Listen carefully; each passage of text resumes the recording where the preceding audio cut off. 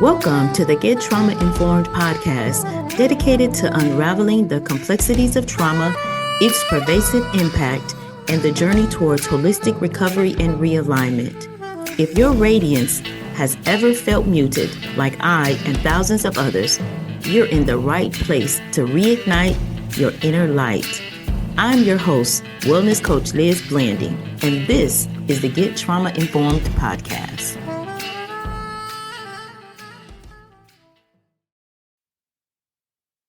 Well, hello, and welcome back to week number 3 as we are embarking upon this mini trauma recovery talk, and we are directing our learning to the warrior within, and we are walking through military PTSD and complex or civilian complex PTSD or PTSD, either one of them interchangeably. Last week, week number 2 was a big week. We talked about rewiring our brain, but it also empowered us to be able to know that because we suffered a wound, our brain was not broken. It was wounded, and wounds can recover.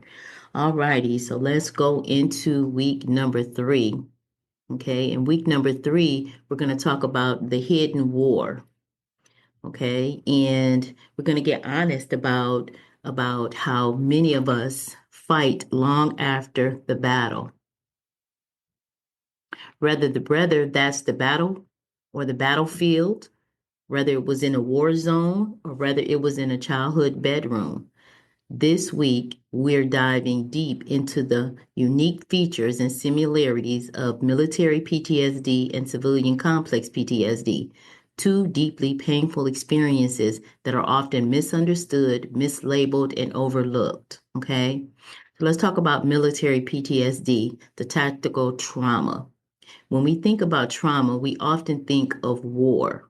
Veterans may have endured, or the war and the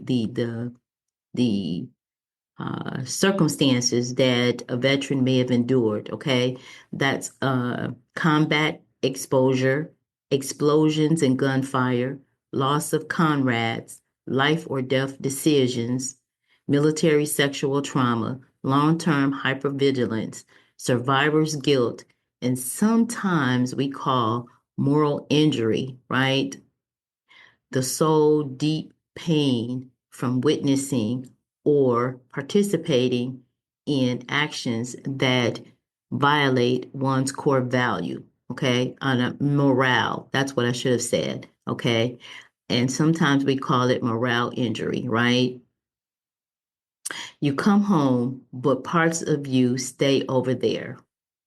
And I know that resonates with a lot of our veterans. My dad was a veteran, and I believe it was the Vietnam War, where when he came back, he showed us some of the scars that he had or injuries that he had sustained. And I guess a grenade had landed close by him, and fortunately, it did not take his leg off, but he had shrapnel in his leg. And so he showed us those wounds, but we talk about emotional injuries, right? Now let's go into CPTSD and trauma from chronic long-term emotional injury. It often begins in childhood abuse or neglect, domestic violence, racism or systematic injustice, abandonment or betrayal, and long-term emotional manipulation. Okay, CPTSD is often silent. There's no bombs or battlefield, just years of feeling unsafe, unprotected, and unseen. Those are deep, deep wounds. Okay, so the key differences. Okay, so military PTSD, the source, war, combat, and service trauma. Civilian complex PTSD, repeated abuse, neglect, abandonment. Okay. Now we talk about the duration. The military, often tied to a specific event or time. Civilian, chronic or ongoing over years. Okay. The identity impact, long loss, loss of role as a protector and a soldier, military. Okay, loss of worth, trust, or safety, civilian.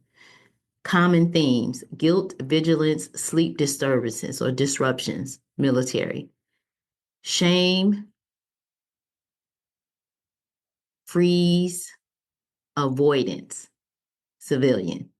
Okay, your support systems, military community, and the VA. Okay, support systems for a civilian often lacks recognition and often lacks support, right? And that's what we are filling in the gap here at Oasis Wellness Centers and in the Get Trauma Informed podcast and movement. Okay, we're filling in those gaps where support is not always readily available. Okay, the overlap: invisible injuries, both types of trauma. Okay, so they rewire the brain, they alter your stress responses, they trigger flashbacks, rage, disconnection, okay, and they lead to isolation and misunderstanding. And that is a huge one there. Now, here's the truth: veterans and civilian survivors, and I call us thrivers, are fighting the same war, the war for peace. Okay.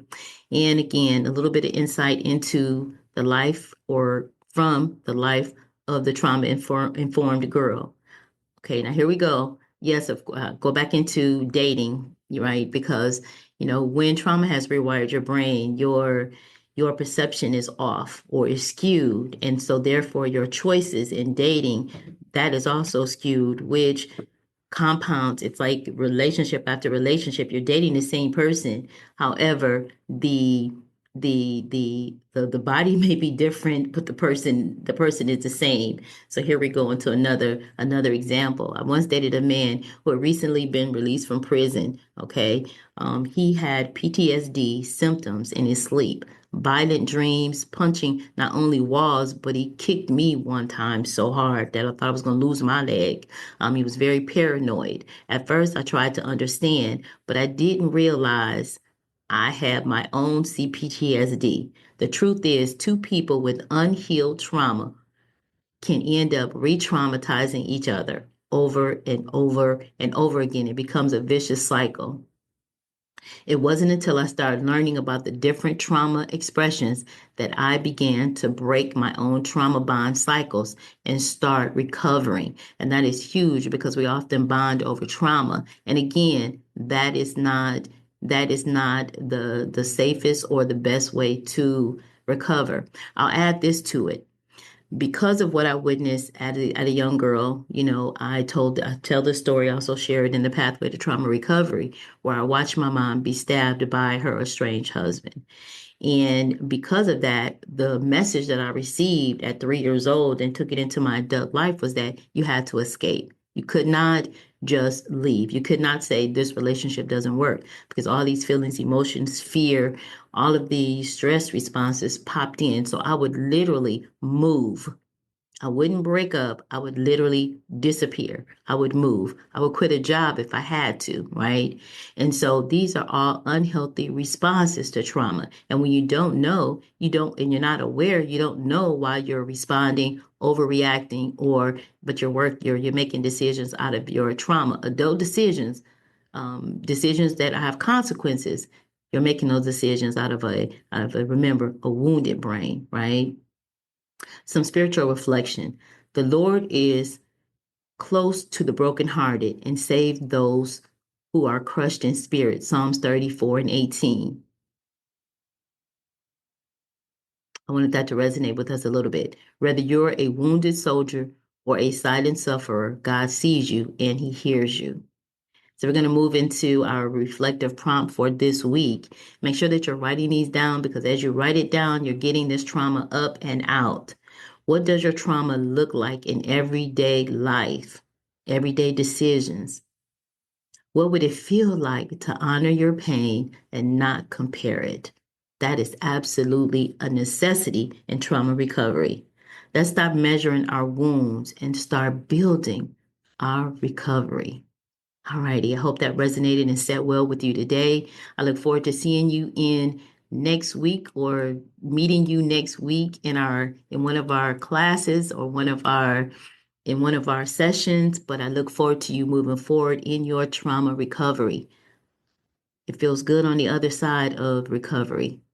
All righty. I'll see you next time. Bye for now.